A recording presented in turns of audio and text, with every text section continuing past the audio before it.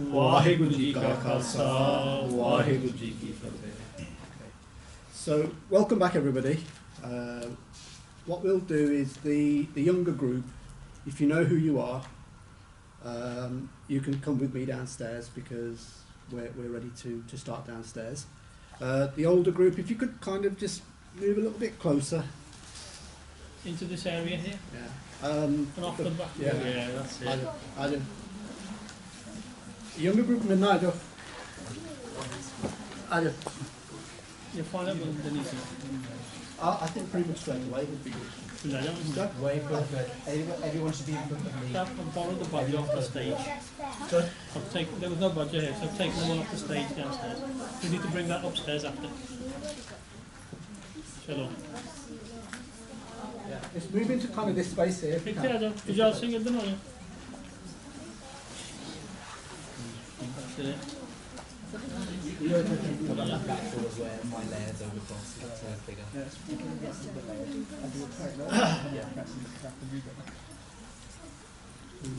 Okay, good.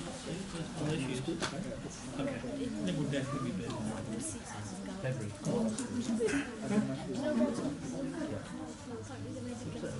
You can stay if you like. You shouldn't. I mean, I drove here yesterday. Get up here, Joe.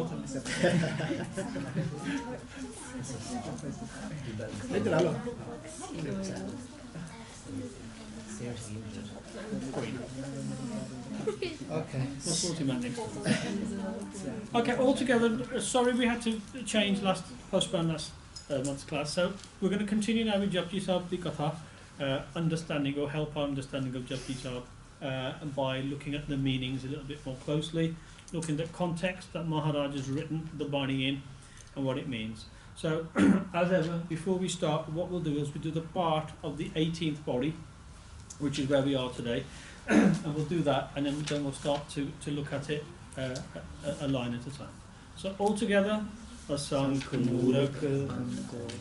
nice and loud. Asankh Jod Haram Ko, Asankh Amar Kar Jahe Jo, Asankh Galvat Hatya Kamaye, Asankh Papi Paap Kar Jahe, Asankh Kudya Kudne Pheraye, Asankh Milech Mal Pak Khaye, Asankh Nindak Sir Kare Pahar, Nanak Neech Kahe Vichar, Var Na Jama Ek Var, Jo Tud Pave Sai Balika, Tu Sada Salamat Niranka. Vaheguru Ji Ka Khalsa, Vaheguru Ji Ki Fateh. Okay, so to talk about body 18, what we're going to do is we're going to go back a couple of bodies to body 16 and the ending of body 16, because Maharaj says something very significant in this body right towards the end. Maharaj talks about how oceans of creation, oceans of Qudrat come about from that one word that Waheguru utters. And those creations, those oceans of creation that we talk about here is one such example. So in body 17, when we talked about the creation in the positive sense, Guru Maharaj talks about how all of the good things that are within creation, how people do jop, how people do sangat, how people do good things.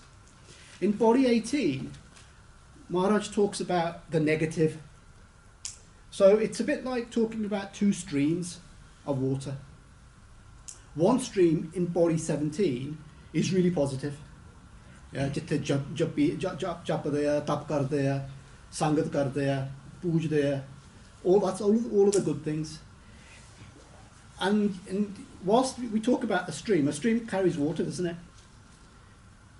In body 18, Maharaj talks about another flow of water, which is like, you could liken it to a drain, to a gandana, to a dirty drain, that carries all of the kind of types of people's habits that we want to avoid. So think of it like two streams that run parallel in Maharaj's creation, one positive and one negative. Okay, so to type up as the beginning, so in body 16, Maharaj says, Gita Pasao Eko Kawao. That from one word, on Waheguru Ji created the creation. And Maharaj goes on to say, this day hoy lak darya. So a darya is a river, so we can use the word stream, river, or a flow. So God's creation began to flow. Now this doesn't literally mean rivers began to flow, but the flow of creation started. And as you've just heard, within that flow of creation, there are two flows described in Body 17 and 18. And as you heard, in Body 17 we heard about the positive people, the nirmal people, the good people that do jap, tap, daya, all those positive things. And now we move on to Body 18. So in Body 18 we go back to a slide we used right at the beginning of the Japji Sahib program to say, when Vaheguru created the creation, God kept himself separate to his creation by creating something called Maya. Maya is a word that we use, and it also means illusion, something that's there but not necessarily there. And within that Maya, Maya has three modes. There's three modes of Maya, which we described as Rajogun, Satogun and Tamogun. Now those people that are in the Body 17 part of things, they're the Satoguni type of people. They do charitable work, they do good things in their life. And generally you can describe them as Satogun. And when they become absorbed in Vaheguru, they become outside and beyond and above the three modes of Maya. So that's the goal for everybody, is to rise above Maya. Because Vaheguru is outside Maya. In order to merge with Vaheguru, you need to be outside Maya as well. So the other flows of people, the Rajoguni, they're the ones that prefer luxurious lives. They like passions in their life. They like to enjoy life. And then you have the very low extreme. You've got the people, the animalistic, ignorant type of people that are just self-focused. They don't even really recognize Vaheguru, Vaheguru's creation. They're all about themselves.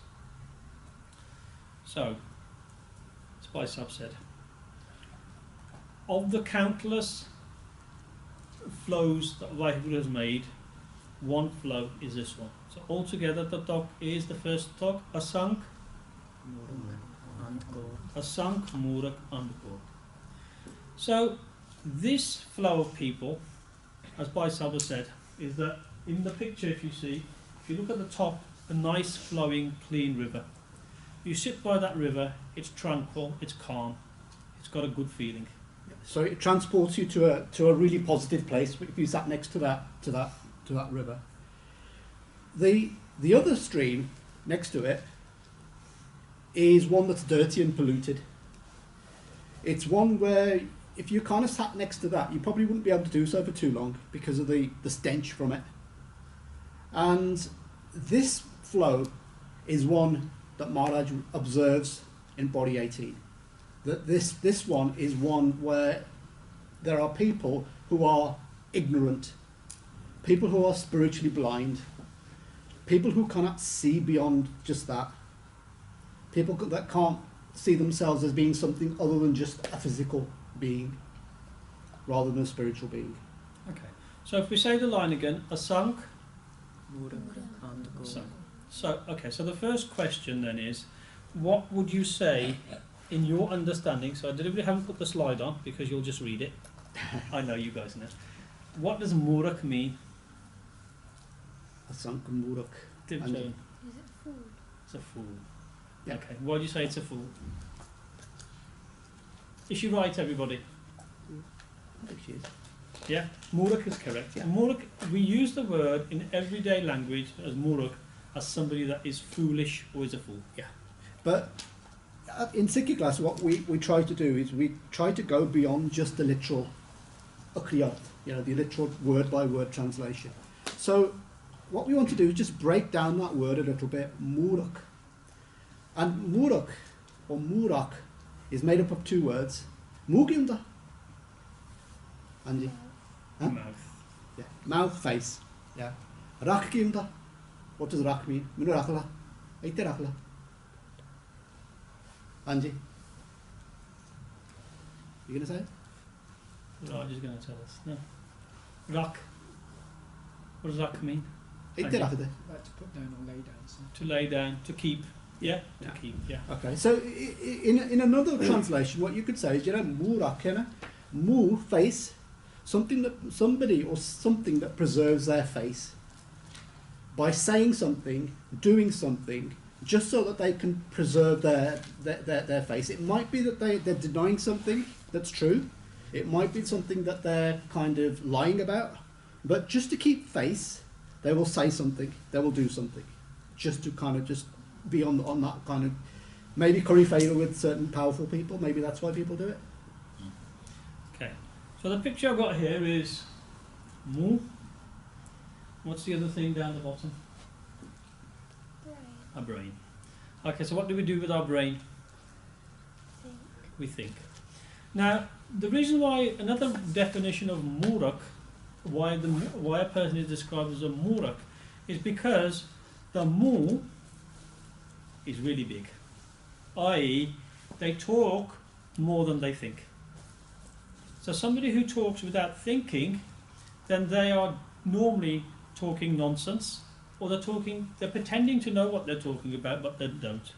And Maharaj says that these people are murak, in that the mu is put forward to preserve other parts of what they want to preserve within themselves, either their honour or what they're arguing. So somebody might argue something like that. Somebody might argue, for instance, let's use a football analogy, that Watford are going to win the Premiership this year. And you know that's not true, because Watford are sitting down the bottom, and they're probably about 30 points from the team at the top, which we won't talk about too much. But you could have somebody who will argue all day that Watford are going to win the Championship. And we would say that person is a murak, because they're putting their mouth before thinking about what they're saying. Yeah, it's like me saying I want to go and climb Mount Everest tomorrow. I've got no training to mountaineering. Secondly, I probably won't even get to Mount Everest tomorrow. But I could sit and argue with all of you and say, I will do that. So you would say you're a murak because your mouth is going like this, but there's no thought in what you've said. So that's one definition of a murak. So what we're kind of being told to do is engage our brains before we engage our mouths, is what Maharaj is asking us to do here. Yeah. Okay. So we often say in Bani, vichar, contemplating something is very important. So whenever we speak, we should speak in a considered way. Otherwise, these people that Maharaj describes here are described as, there are countless of these. Remember we said the word asank means countless. So in the Indian counting system, you get to a certain word, which is sank, and then you put an era in front of it, and asank means countless. It has no value to it. It is beyond value. So asank murak. And within God's creation, there are sank muraks. There's countless of these people that say they know better, that they know. Yeah. Another definition of murak is somebody that aspires to a position that is way beyond their training, way beyond what they actually know. It's a bit like somebody who's, I don't know, 12 years old that suddenly sits in the driver's seat of a car and tries to drive it. They have no training, they have no ability to do it. I wouldn't recommend it, by the way. Similarly, in the world of politics, there are some people that are in positions of power, not because they are the most qualified to do that role, but because maybe they've got a family allegiance or alliance that's given them that position. But their ability to actually do that job is zero, yet they're doing it. So that is another definition of murak, somebody that is doing a role that is beyond them, beyond what they should be doing. Okay, so going with a sank murak is and or. Inda. What's and? Blinded. Blind. Somebody who's blinded. Yes, somebody who's blind. Anda. And kor. You ever heard of the shabd gurbin kor anda? Kor means utter total dark, total inability to see. So Maharaj says not only are these muraks because they prattle too much, but they are muraks because they live in andakor, they live in total ignorance. Now some of them might be very clever, they might be professors, but Maharaj here is not talking about worldly knowledge, they're talking about spiritual knowledge. And these people are muraks, and at the same time they live in andakor, they live in blind ignorance. Some people have actually used examples of what ignorance can be like, or could be defined as. So we know that owls only come out at night. An owl has no relationship with light, with daylight. So it's some people have said that ignorance, spiritual ignorance, or spiritual blindness is a bit like an owl. That you show them light, they just wouldn't know what it was. They wouldn't know what to do with it. They would panic. They'd say, no, I don't know what this is. I don't know what I'm supposed to be doing in the light. So that's one kind of example of what Maharaj kind of defines what ignorance is, or spiritual ignorance. Okay. So the reason why these people are ignorant is they don't really want to learn. Like the owl can't and won't open its eyes to look at the light. And when Maharaj is blessing humanity with Naam and Path and Bani and Kirtan, a lot of people said, we don't want to know that. There's no need for that. There's no need to go to listen to your Guru. There's no need to do Path every day. There's no need to live a life like Guru Gobind Singh Ji told us and eventually take Amrit and become Gursikhs. They want to live in ignorance, they want to live in that. And somebody described this state as, the reason why the Siv is there is that they describe these people ability to contain or to hold knowledge and gyan within them like a sieve. Can you put water in a sieve? Altogether? No. No. Why not? Kanji. It goes straight through. Drains through it. Yeah. And likewise, on the core here, when you try to put gyan into their hirda, into their heart, into their soul, it's full of holes, it's full of doubt, and whatever you put in doesn't stay in there. Yeah. Another example that this saint gives is he says that presenting knowledge to somebody ignorant is a bit like trying to capture air in a cage. So hence the reason why there's the picture of the cage there. So what would happen to the air in the cage? It'll just go straight through and make no impact. Okay, so the first tukka of the 18th body talk about asank murak on the core. Those foolish people who live in total and blind ignorance. And from Asadivad, these people, and the only way to get spiritual knowledge is through the Guru, through our Guru. Je sa chanda ugabah suraj chade hajar. If there were 100 moons were to rise and 1,000 suns appear, ete chanan hundia gurbin kor andar. That there might be light in the world, yeah, but that light will not stay there. The only light that stays there is a light that the Guru puts in. So that was the first talk. Next talk, all together. Asanka. Okay. Asank Jor. Jor ki hunda? We'll pick somebody else. Did you know? America, what's Amrik, no. Sorry? Yeah. Thieves, yeah. Jor is a thief, yeah. And what do Jor do? What's the verb to? What do they do? Yeah, Punjabi. Chori. Chori karta. Yeah. So Jor do chori. Yeah, Yeah. that's what they did. So somebody that covets, desires something that doesn't belong to them, even in their minds, they haven't done it yet. They just think, "Oh, I like this phone. I like this phone. I might take it." You're just thinking it yet. Doing the do is then the second stage, but the second stage doesn't happen until you've actually got your mind to a point where you think it's actually okay for me to steal. So stealing is a mindset. Is that once you've kind of accepted in your mind that it's okay, the actual thieving that you then may eventually end up doing is really then down to the side of the opportunity that you're given, or an opportunity that you're given. Okay, so before we move on then, we talked about Jor. So what sort of Jor and what sort of Joringa are there? There's only one type of Jori. What sort of Jors do you know, Hanji? Could you define what Jordan? Sikhi. Yeah, there's the Pan Jor as well, yeah, so that's a different meaning, but that's true. But if we look at it in a worldly sense, what sort of Jori is there, Hanji? Money and Money, so you might steal somebody's money. Hanji? like gold and stuff, yeah. So if I put this on, I'll give you a clue. So what sort of jewel is that one at the top? A very obvious one. And you Tavleen, you don't like being picked on when you don't put your hand up, so I'm going to pick on you. Angie, what sort of jewel is that at the top, right, top, left?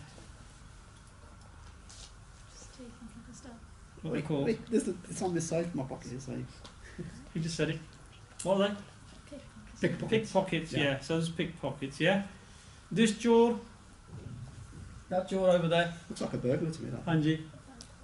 Burglar, yeah, he's the one that nicks all the gold and people's. Just checking. Okay, and this one here actually tells you what sort he is, yeah. Angie. Copying. Yeah. Copying, yeah. Yeah. So when you're at university, guys, you guys at university, what do they warn you about before you hand in your essays?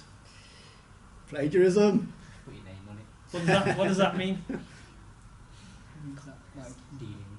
it means that if you put anybody else's ideas, you've actually got to give them credit and not. Yeah. So I might do an essay that's really good, yeah, and I read it, and I've got no ability to write an essay like that. So I cross a name out, and I put mine on it, and I hand it in, and I get full marks. Yeah, that's plagiarism. It's copying somebody else's work or claiming somebody else's work to be your work. And it's within in the sort of artistic world. Somebody may have written some poetry, and you put your name at the bottom of it. Say, oh yeah, that's mine, by the way. Yeah. So there's people in walks of life that do anything, and a more up to date and more modern type of Geordie.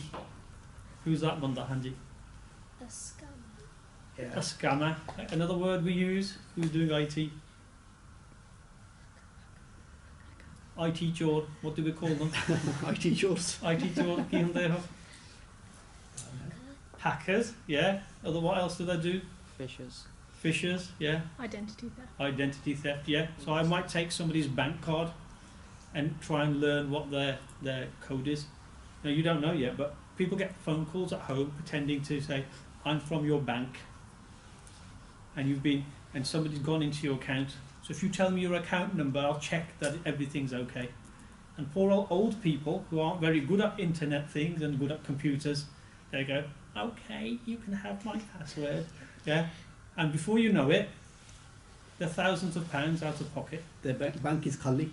But every jaw there. So there's jaw of various types. There's people jaw at work, people jaw at school, people jaw on the streets. Lots of different types of jawing. And that's why Maharaj says, a sank jaw, countless are the jaw, countless are the types of jawing they do. Yeah? But as Bhai Sahib said, these jawing develop in the mind.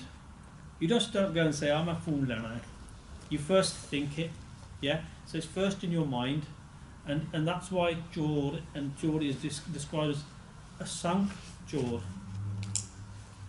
Yeah? Countless are the thieves, yeah? So Maharaj says that of the thieves, that there are countless of them. There are, without being able to even number them, there is that many of them. Okay. So we talk about opportunity being the starting point of somebody that steals, and also the size of the opportunity. So some crimes in humanity have been defined by how a bad individual like Hitler, Stalin, Genghis Khan, somebody like that, is given a huge opportunity, and because of the size of the opportunity, the size of the crime is that much bigger.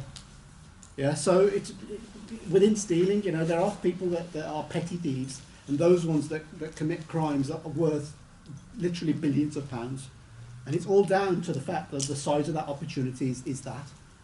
So stealing is stealing, regardless of whether it's £1 or it's £1 million. It is the same thing. And Maharaj is saying that there are countless of these in the world. Okay. A sank chor haram khor. So haram khor ki hunda? What's a haram khor?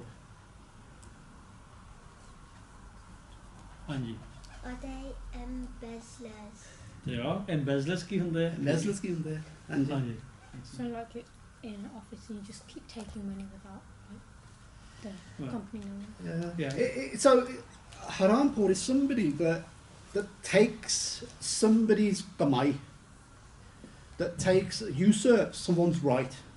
So I could be a poor person that works 12 hours a day, and my overlord takes everything that I earn and gives me £1 for the day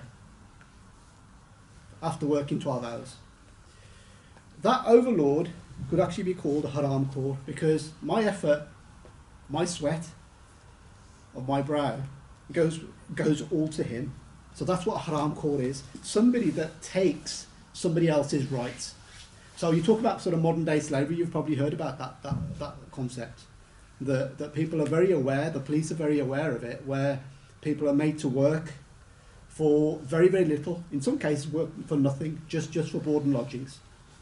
So Maharaj is saying that there are countless of those people that commit those types of crimes as well. Okay, so haram khor is also described as when somebody does something illegitimate, that's not correct, it's not right, it's not their right to have it. So to earn something illegitimately, to take something illegitimately, it's something that doesn't belong to you. So Maharaj says, alongside the asank muruk and the khor, there are asank chor haram khor.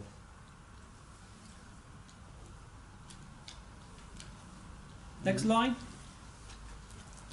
So, yeah, one more. I hit it. Asanka? Asank amar kar jai jo. Asank means, we all know that now. Countless. All together, asank means? Okay. Amar kar jai jor. Let's start with the easy one. Jor ki hunda? Force. Force, effort, yeah. Power. Yeah. So the bit in the middle then. Asank amar kar jai jor. So there are countless that become amar, or try to become forever, by using their power.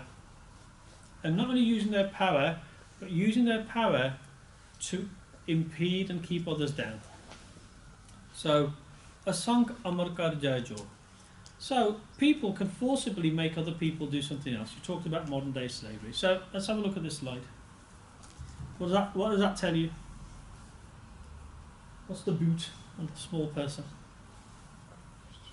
Big powerful person has boot, little person is about to be crushed. Yeah. So in this world, there are many people who don't have any education or have little education. They have very little money, they have very little status, and they have very little opportunity. And people above them, or some people above them, will exploit that. And these are the ones known as asank amar kar jai jor. They use their jor, they use their opportunity, they use their power, they use their influence to keep these people down, or to make them do work for them, or to take the sweat of their brow. So these people are known as asank amar kar jai jor. So there are very powerful people in this world that we know that have a lot of money, power, influence, who are then able to use that either in a positive way or in a negative way. And Maharaj is focusing on those individuals that don't use it in a positive way, but actually use it in that negative way.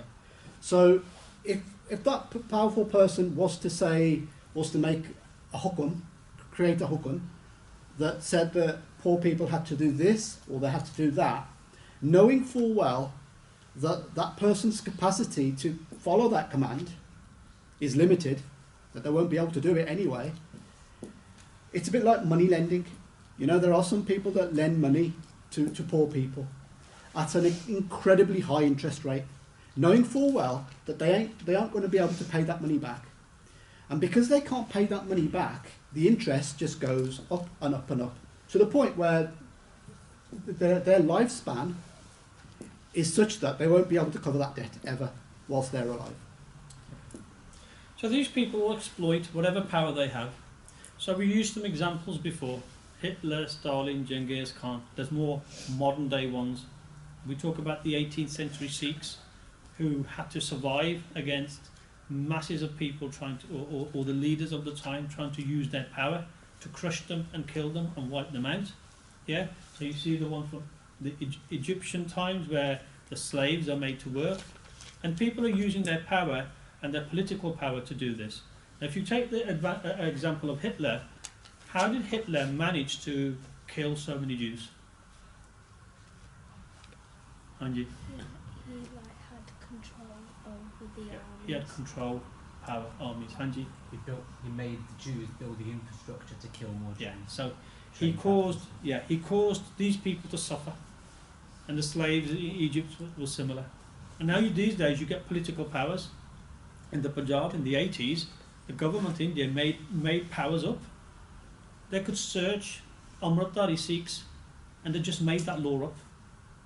One day it wasn't there, the next day it was there. So the use of power for people's own political reasons. Yeah, some police forces are called corrupt because the police are using their power to actually do bad things, but they hide under the cover of the law that they are the law. Yeah. So Maharaj says within this world there are asank amar kar jai jor that want to do this. And it's only at a political level. Some people do it in different places as well. So there might be the head of an organisation, a company, and they say whatever I say goes. Unfortunately, this also now happens in religious places, and one person might say whatever I say, that's what's going to happen. Nobody else can have a say. So Maharaj says asank amar kar jai jor. Next line. Everybody? Asank? Asank. Gal ki hunda? Throat. Wad? Cut? Yeah. So countless are the galwad, the cutthroats. There's countless cutthroats. Hatya kamai. Hatya is ruthlessness. Yeah? People that have no remorse in what they do. Yeah. So people that commit these types of crimes could be defined as being butchers, ones that have no value for the life inside that person that they've just taken. But similarly, there's a definition here.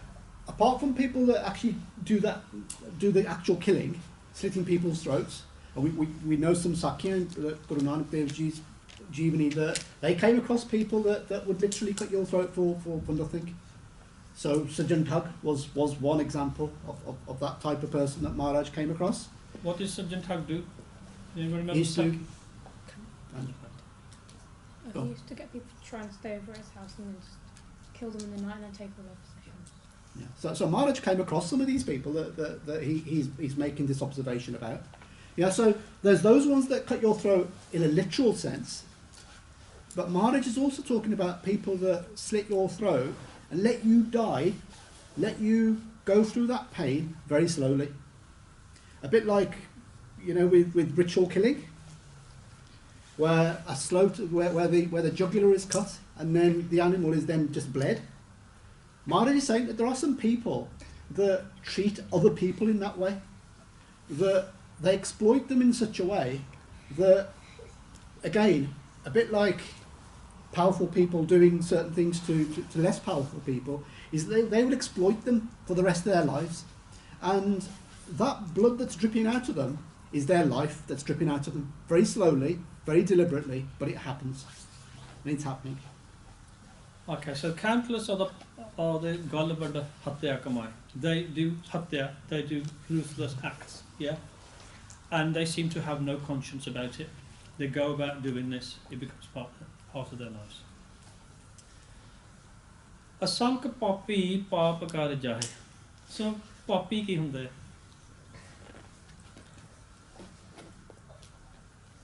Is it people who do bad things? Bad things. What do we call Pap? See the word? What's the English word for Pap, Angie? Sin. Sins, yeah. Yeah. So if you remember when we talked about Barp previously, we said that it's aligned very closely to another concept. Think about some earlier tukka that we've done in Japji Sahib. Sunendiyan paudiyaan ਚ ਆਪਾਂ ਕੀ ਕਿਹਾ ਸੀ at the end? Nanak ਭਗਤਾਂ Sada vigas, dukh, paap. So The concept that's very closely aligned to Bap is Dok. Why is it so closely aligned? Is one leads to the other.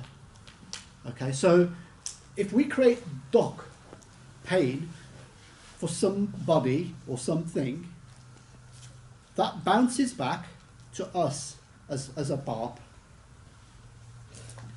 Then when we have to then live with the consequences of that Bap, apne Dok aa janda. Yeah, so you know people talk about natural justice, people talk about karma. Apne karma mein sade karma karke itna hoya. This has happened because of the karma that we've committed. So in Sikhi, that's what we believe, that jere apa karma jere kitte hai, those come back to us either straight away or in the fullness of time.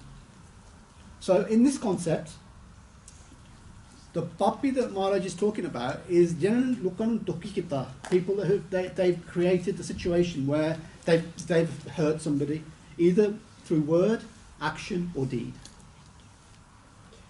Okay. Yarisha? So where do goals today? Well, take it. You can come in then. Okay, take it. Okay, so asanka papi papa kar jahe. So countless are these poppies that do sins in different ways, yeah, or pap kar there, and then they do it. Do you want to do the asana bit in? Yeah, shall we do that at the end as a summary? Okay, the bit about the nice how what people. Yeah. Okay. Okay. So asanka papi pap kar jahe. Yeah. So many types of papi doing pap across the world, that their lives are toxic. And when they do pap, it doesn't seem to bother them. It becomes part of their life. Okay, so next talk after asanka papi pap kar jahe. Next talk. Asang. Okay. We've done Kudayar and Satyar before. What's Kudayar? What's Kud? Somebody else? Anji. Filth. Kuda. Yeah? So when you throw your rubbish out, you say Kuda Satya, Kuda. It's filth. It's the stuff that we don't want in our houses. And equally, people in their minds have Kud. Kud can be aligned to lying or a lie. Yeah? Kudayar. Asang Kudayar, Kude Ferai. So what sort of lies are there? Little white lies. The white lies, big lies. Now why would you want to lie? Lies that cover lies. Well, people that lie, so if you think about people that lie, why do people lie? For a large thing. To cover something up. To cover something up. Yeah, that's a very good point you make there. What were we going to say, Mosquito? I was going to say like to Say get that. out of something. The telepathic sibling thought patterns there. Okay, so to cover something up.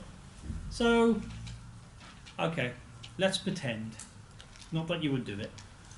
So say if you took £10 out of my wallet now.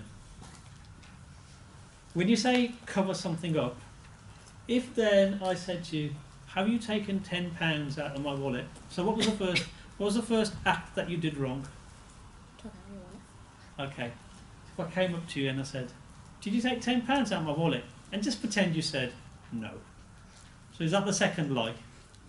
So when you make the example, it's right.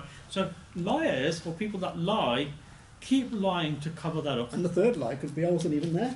The third lie was, I was nowhere near your wallet. And the third one is, I don't know. But the Bob keep going. So it's the ones that you normally see is when people commit murders, and then the police are looking for them or chasing them and trying to prove that they've caused or committed a murder. And people make lies up. I wasn't there. I was with somebody else. At that time, I was so and so. I was at such and such a place. I wasn't there. I didn't even know that person who died, who got killed. So a sanka papi pap kar jaye. That's just one example of few. So what in Sikhi we believe that falsehood or falsities, they breed more falsities. In the way that we've just described, as one lie often leads to countless other lies to cover those up. And for that reason, Maharaj is telling us to avoid even the sangat that lies, even people that have that that kind of habit of lying, Maharaj is saying avoid those people, keep away from them. Why? Because when you hear it, the way that they operate, subconsciously, we kind of think, well, I don't know, maybe it's acceptable, maybe it's not, I don't know. It creates that sort of illusion in our minds that they do it, maybe we could get away with it. So this idea of falsities, breeding more falsities is what Maharaj is talking about. And often lies can be to the point where you might begin to lie about little things, but those little things snowball into something really, really big. Something really, really big. Because once you've breached that kind of thought in your head that it's okay to do it, a little one and a big one doesn't really matter anymore. The size of the lie doesn't really matter. It just becomes part of your habit. And Maharaj is warning us that there are habits, certain habits that we need to avoid, even the smallest element of it, because that small can become big. Yeah. So remember we talked before about, Satyar and Kudayar. And the Kudayar people tend to congregate with other Kudayar people. So the liars tend to stick with liars. They cover each other up. Not only do they cover themselves, but they cover for each other when they lie.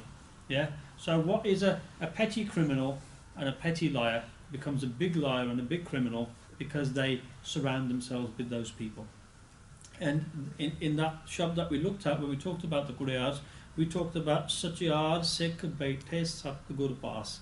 That the Satyar, which is the opposite of Kudayar, Satyar means truthful. So the truthful Sikhs sit in the congregation. They sit with other God Sikhs, where they learn not to be Kudayar, how to avoid Kud, how to avoid bad and lying, and instead they focus on positive and positive things in life. So Bhakt Farid ji have a. Let me just take off the. It's a transition. It's a transition. Okay. Oh, it won't work. Hang on, just a second. Get off. 2 seconds. How far are we now? Do you want to break It's 2 4 minutes past now. So Okay. 2 seconds. Cover this up, then we shall break. I think one more. You tell me how far are we gone now? Go for shot. We can do one more. Okay. That's the same.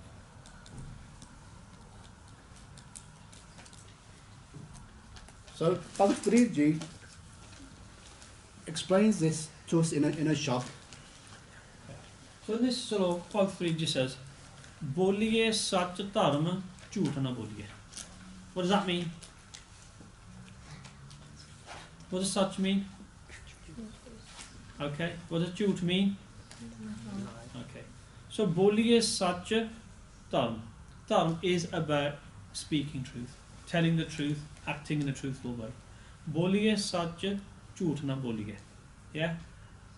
Regardless of your religion, whoever your religious guru is, whoever your religious teacher is, all people of God will tell you, Jo Guru dasse vaat marida jolige. Yeah. So whatever vaat, whatever route your guru gives us, for us, our route of way of life is a Gurmukh way of life.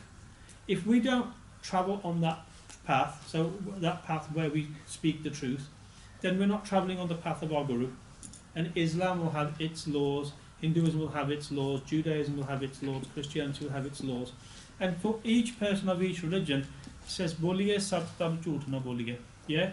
Jo gur dasse vaat. Whatever vaat your guru, whatever route your guru has told you, you have to become a murid, you have to become a disciple. And you have to travel on that path. So Bhakt Farid ji says, Boliye sattam jhoot na boliye. So that ties up the Asanka, a Kudayar, Kuday Pirai.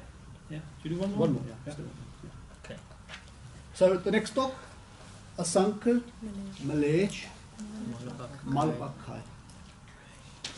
So we know what Asanka is now, but Malech ki hunda. What's a Malech? And not quite, no. What's a Malech? Somebody that's Okay, what have I said? male ki hundi hai. Oh, that's it. What's male? Dirt. So Malech comes from the word male, dirty.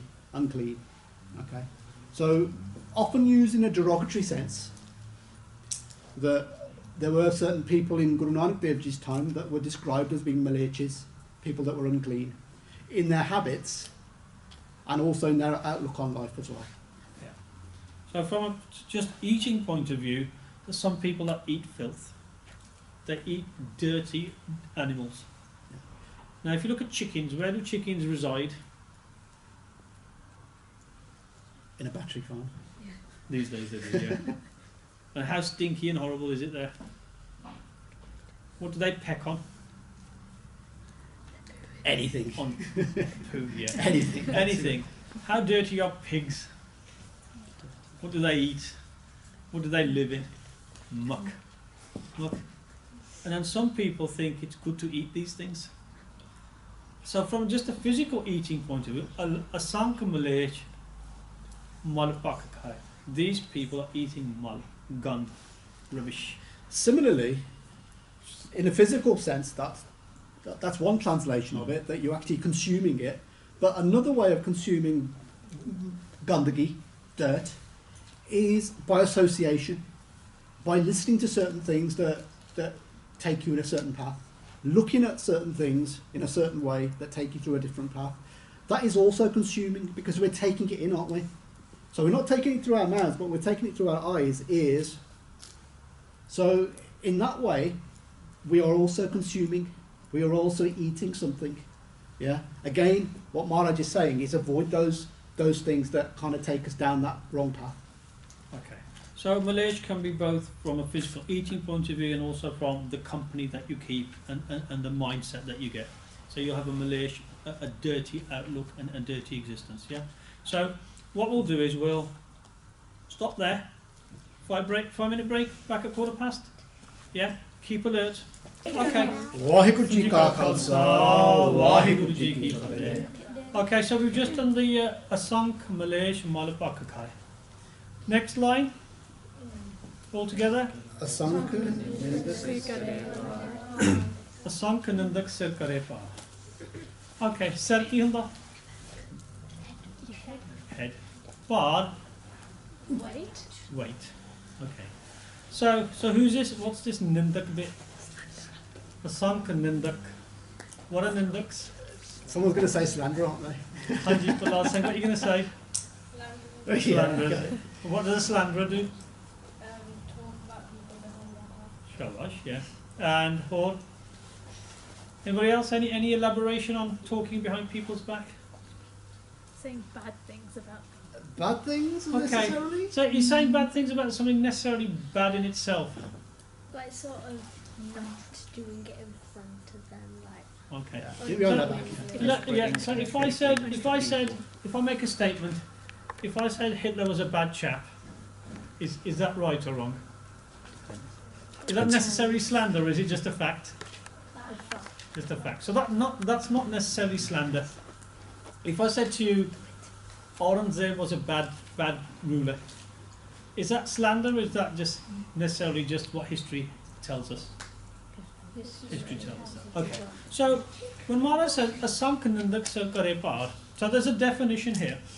The Gatha that we've listened to, which is Gyani Sant Singh Maskeen, he uses a particular way to describe Nindak. So we could say Nindak is talking bad about somebody else, yeah?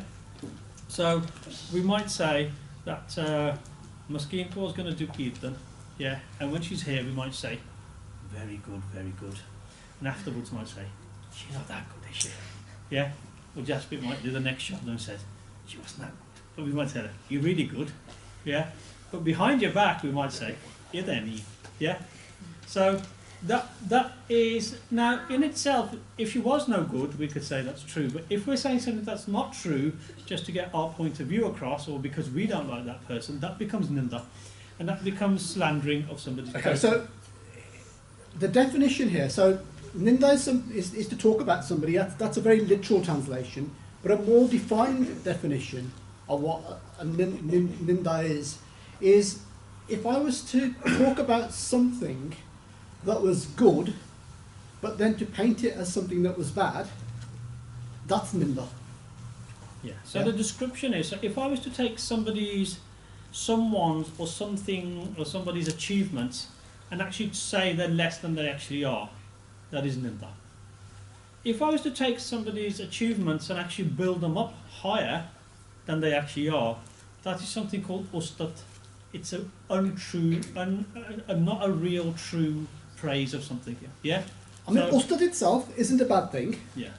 but you need duty ustad, you know, like a false ustad, Yeah. i.e. something that's that big, you make it look at that big, Yeah. that's duty ustad.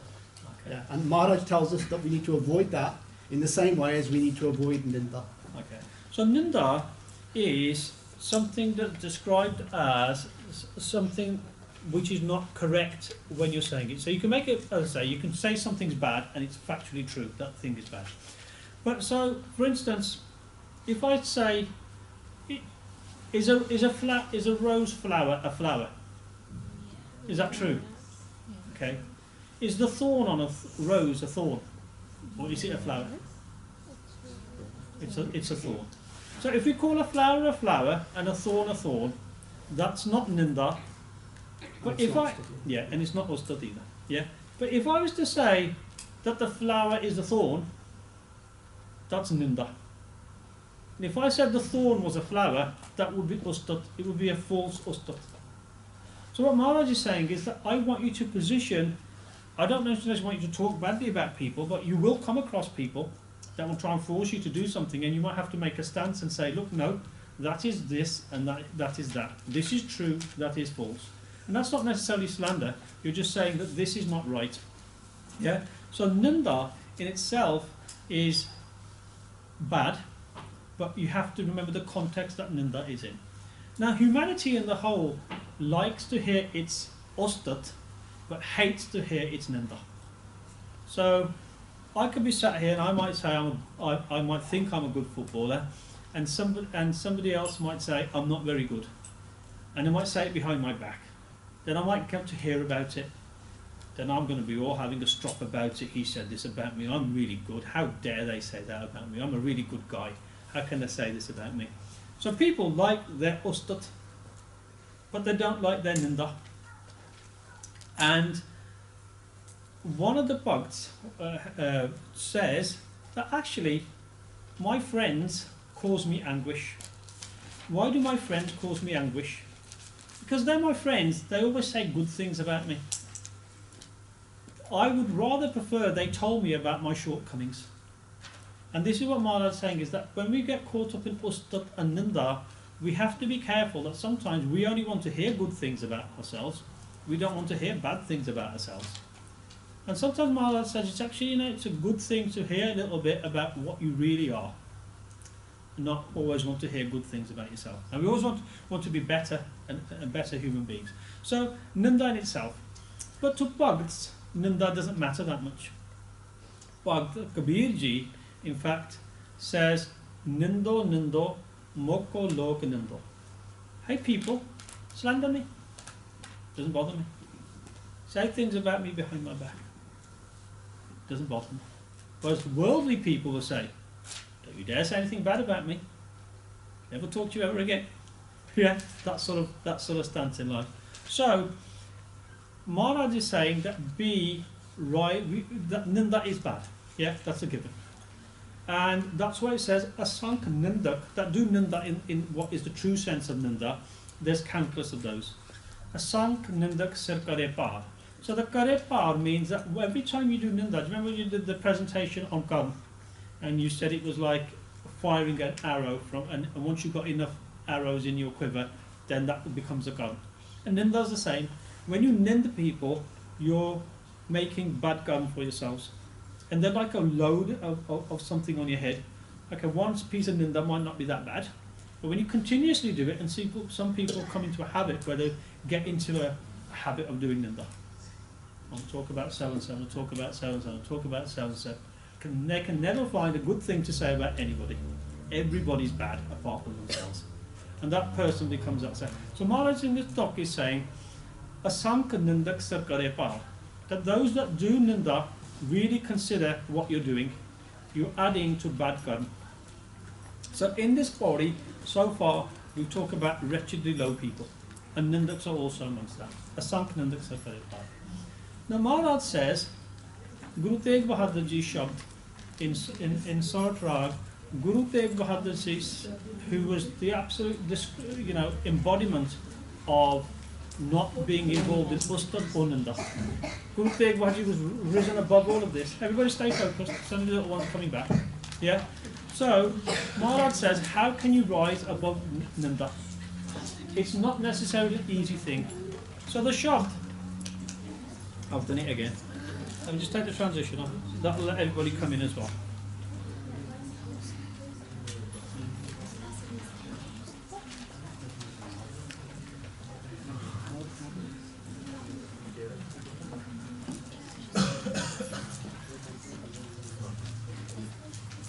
Okay, so when Guru Tegh Bahadur Ji talks about Ninda and how bad it is, the Guruji says that as God Sikhs, we need to rise above Ustad.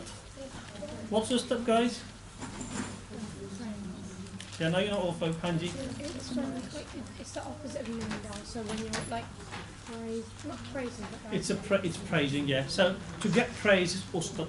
Yeah, there can be false Ustad where somebody just built up to be something that they're not. So that something that's that big, Yeah. if you present it as being that big, that's Ostad. Yeah. That's false Ostad. Yeah, Ninda is the opposite of that, where something is that big and you present it as being that big. there's less than it is, yeah. So Guru Tegh Bahadur Ji met a group of sadhus, yeah, and because they were sadhus, they believed themselves to be higher and better than everybody else. And when we come to summarize this body, that's something we have to be conscious of. And Guruji said to those sadhus in this shop, they said, Sadhu man ka man tyago. Forsake the pride in your mind. Because they were sadhus, they thought themselves to be better than everybody else, and they wanted to be written up as really good people. Yeah? And Guruji said, Kam Krodh Sangat Durjan Ki. We talked about bad Sangat today. Yeah? Guruji said, run away from these. Kam Krodh Sangat Durjan Ki. Yeah? Tate Enes Pago. Hindi shabd word to run away. Pagujana, to run away. Run away from these things. They're not good for you. You might be sadhus on the outside, make sure you're on the inside. Yeah? Sukh dukh dono sam kar jane. Sam means the same. To something that's the same. Treat dukh and sukh as the same. Or man apamana. And the same with honor and discipline. Hark so te rehe atika. Tin jag tat pachana. Those people recognize the truth that actually remain detached from joy and sadness. They're level to it. But this is the talk that really brings together what we're talking about. Ustat and Nanda do tyage. Renounce both of them. Na je thodi koi ustat kar deve bada khush na hovo. If somebody does your ninda, don't get fed up about it. Yeah? Instead, Koje pad nirvana. Nirvana. Try and reach this state of nirvana. You know, English people use the word nirvana, something that is perfect paradise. Yeah? Guruji says, search for God instead. That is nirvana. Yeah? But Jan Nanak eho khel kathan hai. But this tyaging of Maya and those things that we mentioned in this body are very difficult to achieve. Yeah? Ek khel kathan hai. It's difficult. Because as I said, man's mindset is, Manu changa kahi jab wo manu mara na ko. And anybody who says mara about me, in fact we start then doing ninda of those people that say bad things about us. So we have to try and overcome that. And this talk is very, very, very mengi talk here. Jan Nanak eho khel kathan hai. But kinhu gurmukh janna. Only the gurmukhs are actually aware of this or this position. Bear in mind where we started with this shabd. This shabd is aimed at sadhus, people who are religious, holy people. And Guru Tegh Bahadur Ji is addressing their shortcomings. Now, we need to have a look at ourselves, that we're well short of these sadhus, and yet these are equally applicable to us. Yeah. So this idea of being indifferent to honour, dishonour, pain, pleasure, and in this context, ninda and ostad. It doesn't really matter. If somebody says this about you, it doesn't really matter. Somebody says that about you, really, in the context of life, it really doesn't matter. Because you have to remember, ninda in itself is when you're presented as less than you actually are. So that's why you shouldn't actually get too fussed about it. If somebody does your nimda, they've presented you less than you are. But in your mind and in Vaheguru's eyes, you can only be what you are. So other people saying things about us about kind of doesn't really matter, because you are what you are. To the point where there are some Mahabuds, some sants, some people of a high Jeevani that will say, actually, meri karo ninda, because mere jehde karm hai, oh banunge, the mere jehde paap hai, oh dho ho junge. That they believe that their paap, anything that they've done that's wrong, will be washed away with this ninda. So we mentioned the shab before, Bhakti Kabirji, you can all go away and look it up. Yeah, nindo, moko, lok, nindo. People, go ahead and slander me. Yeah, you're actually doing me a favour. You're washing my paap. You're making me go to heaven. All the bar that I had on my head, all the sins that I had on my head are now transferring to the ninda. So that's why Bhakti Kabirji says, nindo, moko, lok, nindo. Okay. So, Maharaj, if you remember with the 16th, 17th, 18th and 19th Padiyan are talking about Vaheguru's Qudrat, Vaheguru's creation. Now in the 16th, the 17th and the 19th Padi, they all state, yeah, Qudrat Kavan Kahan Vichar. But in this Padi, Guru Nanak Dev Ji doesn't use that. They're talking about Qudrat. These people or these beings are part of Qudrat. But here Guru Maharaj says, Nanak Neech Kahe Vichar. Guru Nanak Ji is doing the vichar of Neech. What does Neech mean? Yeah? Low. Why are these people low? They're Murak, they're Andakor, they're Haramkor, they're Papi, they're Kureyar, they're Nindaks. Yeah. But what Maharaj is doing here is an act of compassion. Guru Nanak Dev Ji is not saying, Jao jate tusi jana. Guru Nanak Dev Ji is not saying that. Guru Maharaj is actually standing amongst them. Nanak Neech Kahe Vichar. The Guru Nanak Dev Ji is taking upon themselves, saying that I'm not going to walk away from these people. I'm going to do a benti on their behalf. I'm going to do what I can do to help them. And this is what Guru Maharaj is saying. So the lesson in this Padi 18 is for us, yes, to rise above what Maharaj is talking about.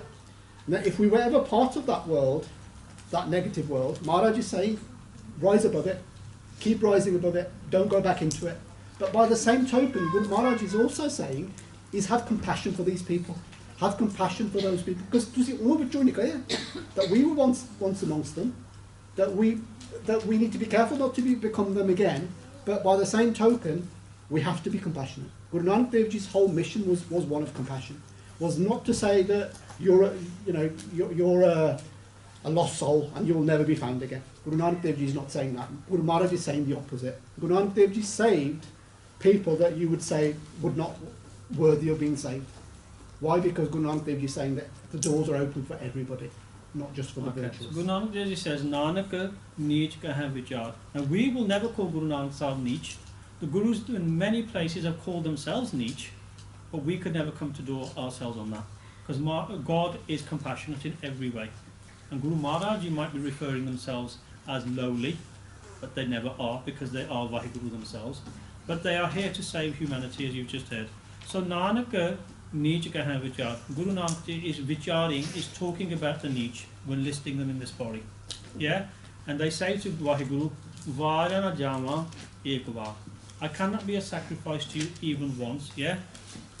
Jo to the Pave. Whatever you want, yeah, Sai Palika. Vaheguru, that is Pali, that is a Palika, that is a good deed.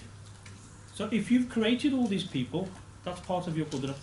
As in Padi 17 you created these Nirmal people, in Padi 18 you've also created these Neech people. Yeah? And Vaheguru Maharaj summarizes by saying, Tu Sada Salamat. But you yourself are always safe and secure. Nirankar. And you are Nirankar. You are formless. Yeah? So that was going through, you know, as we said, word by word and giving some context to this Padi as well. Do you want to continue with the other slides, yeah? So, if we try and summarise this body,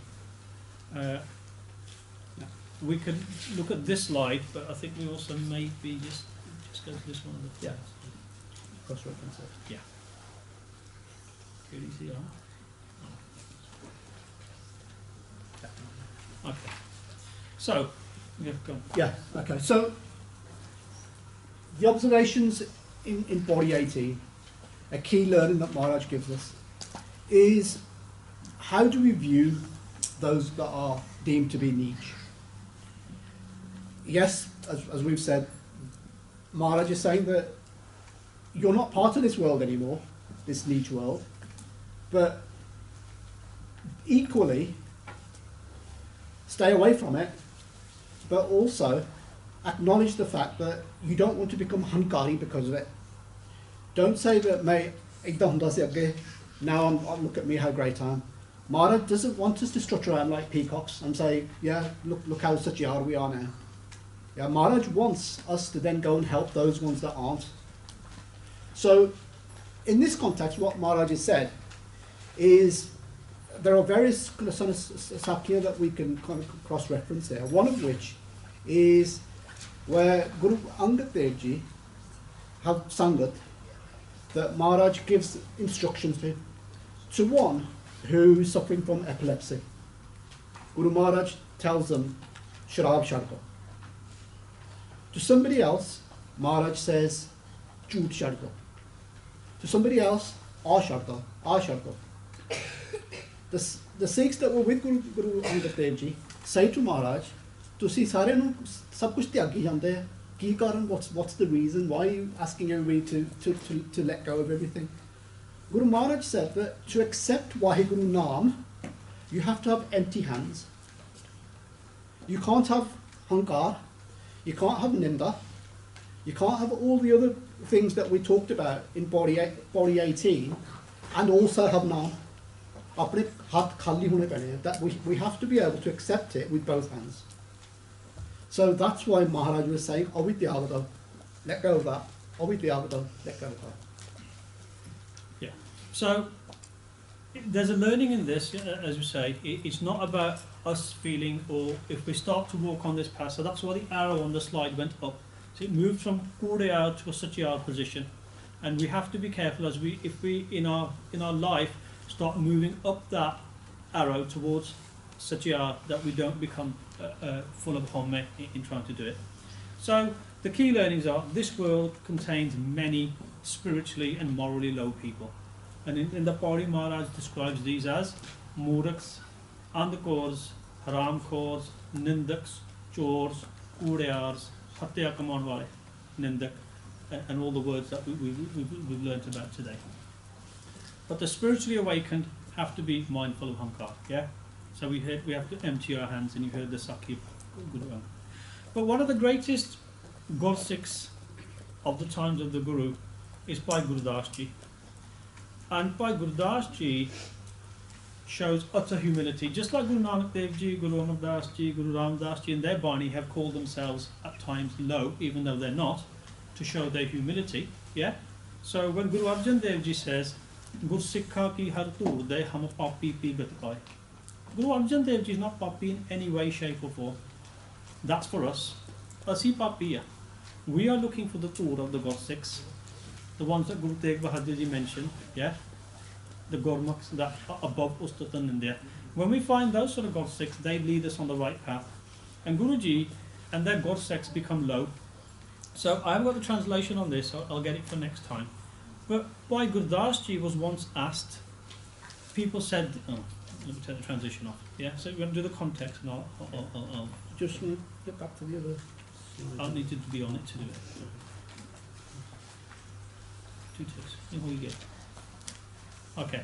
So the context of this is that let's not become hankari if we start to walk on the right path. And Bhai Gurdas Ji was once asked. Everybody knows Bhai Gurdas Ji as the person that wrote Ard Sri Guru Granth Sahib Ji, yeah, Ard Granth before the Gurgaddi was given. And Guru Angad Dev Ji in 1604 completed the Ard Granth. And Bhai Gurdas Ji was a great writer, and often you've heard shabds and bani of Bhai Gurdas Ji. And somebody once said about Bhai Gurdas Ji, I've heard about Bhai Gurdas Ji. He's at a very high spiritual level. He's this, he's this, he's this. And Bhai Gurdas Ji overheard this. And they said to this person, he said, why do you say these things about me? Positive, ustak things. And they said, this is what we've heard and seen. And Bhai Gurdas Ji said, he said, I'm not like that. He said, you know me from the outside. I know myself from the inside. And there's some learning on here because we know ourselves on the inside. Other people don't necessarily know us on the inside. And Bhai Gurdas Ji listed 22 vices of bad, niche, of what you might call qualities. And he was asked, and he said, ask me about me, this is what I am. How aparadhi gunagar how bemukhnanda. Chor jawar how par kar johanda. What else am I? Nindak dust haram khor thag des thaganda. Kaam krodh mad lobh moh hankar karanda. Bisas kati akirt kan main kaun rakhanda. All these are my virtues. But Simar Marida Tadiya Satgur Bakshanda. So when Guru Nanak Dev Ji says Nanak Nij Kahan Vichar, if you take this body from Bhai Gurdas Ji, Simar Marida Tadiya, become somebody who sings the praise of the Guru and Vaheguru, and that Satgur will baksh you, will save you. Yeah? So there's much learning about Nimarta and Sikhi, about how to be. So when we talk about these char pouring about Qudrat with change bhi hai, mare bhi hai. There's good and there's bad. We have to rise above the good and the bad, and if we are becoming good and we're on the path of good, we need to remain humble in doing so. So, Just go back to the second slide, yeah. Just to finish off the summary and the learning that we've taken from it. Okay. And we won't go into the Sakhi that we were going to do because I think we're kind of pressed for time a little bit. But suffice to say that there are numerous other examples where Guru Nanak Dev Ji Maharaj breaks the hankar of so-called spiritual people. And in this particular one where Mardana goes to find some warmth, goes to find a shelter for the night. And there's a Vaishnav who is a very strict vegetarian. He's a very strict person in terms of he doesn't allow anybody to come anywhere near food that he's prepared. And in the olden days, what they used to do is create what was like a quadrant, like a square. And they would say that nobody is allowed to enter this line. Mardana inadvertently goes across that line, and this person comes out shaking a fire, saying that, come here Mardana, I'm going to sort you out. Now Guru Nanak Dev Ji says to this person, he said, listen to what I've got to say to you now. And Guru Nanak Dev Ji explains to him, he says, Mardana has done you a favour, because, Mardana has done you a favour, because what he's done is that he's kind of broken your hankar. You were going about thinking that your quadrant was this great, but it isn't. All of the bad things that you do and you think aren't being taken away by all of the rituals that you're doing. And by Mardana, he's actually done you a favour. And Guru Maharaj is saying that compassion, love for humanity, is far more important than all of that nonsense that you were looking after. So, just an example how Guruji is saying that this pride that you might have in thinking that you're walking the right path can very quickly become your enemy and become the reason why you don't do the right things. I might get that one from us if you want to position it. Okay, so which one? The Mars. Okay, yeah. The other one, just to kind of talk a little bit in more detail, is we talked about Hatya Kamona, that to eat somebody else's right, to usurp somebody's right, and to the point where you either physically do harm to them in a literal sense, or you do it in a very slow and deliberate way.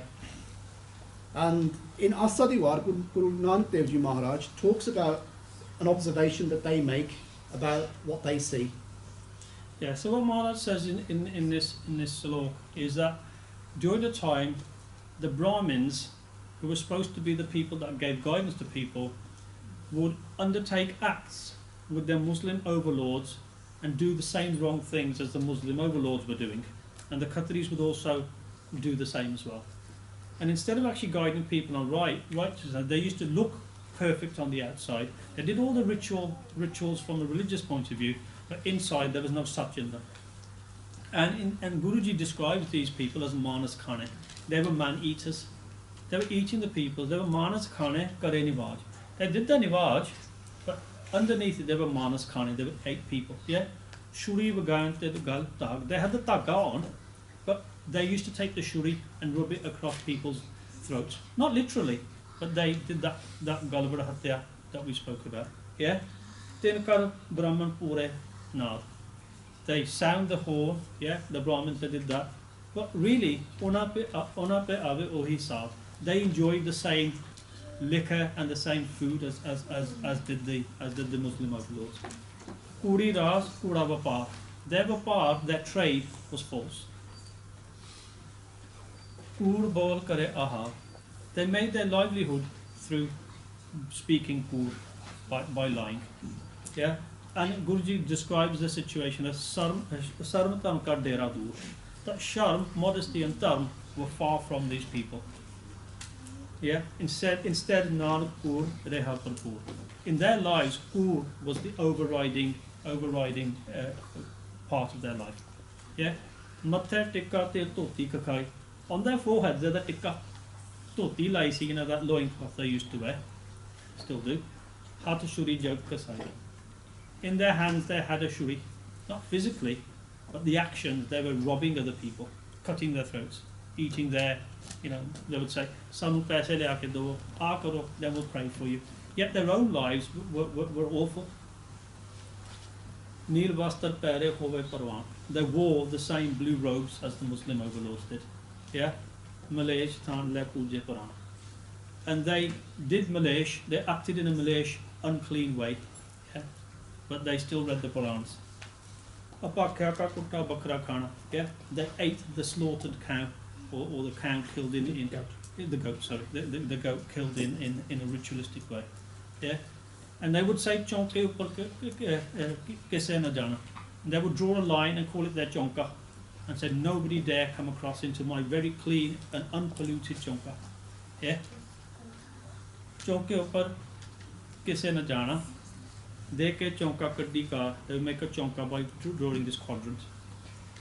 And who instead would come there themselves, upar aaye baithe kudeyar. They themselves were kudeyars. They sat in that. Just because they draw a line on it doesn't make it holy. Their actions were unholy. And they would go around saying, mat pitte, ve mat pitte, or anasada pitte. If anybody would come, shadow was even to touch that quadrant, yeah, there everything would become fitte, everything would become polluted. In fact, their own bodies were polluted and their minds were polluted and they committed sin. Outside they would gargle and keep their mouths clean. But Guru Nanak Dev Ji says, Kaho Nanak Sach Tigaiye. Yeah, instead meditate on Vaheguru the Lord, yeah, who's truth. Such hove ta sach pai. You can only become suche by being suche on the inside, not through rituals. And once again, we have to be careful that whatever we do in our religious ways, that we don't become ritualistic, but become truthful inside. Okay? So that was the sort of summary of body 18. Yeah, some rich learning in body 18 as per the previous. Next month we'll do body 19, which will take us to halfway through the boarding up in Japji Sahib. Yeah. So today, did the little ones do something? They're going to present back some. Shall we do that? How long do they need? Just a few minutes. Few minutes, and then we'll do the shop. Yeah, and you're going to just flash up the next class. Yeah, next class before everybody runs away. Yeah. I don't any on.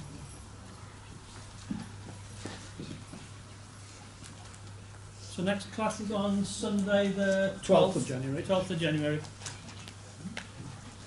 We're going to need a mic. Shabash. Ooh. Little picture, aren't you?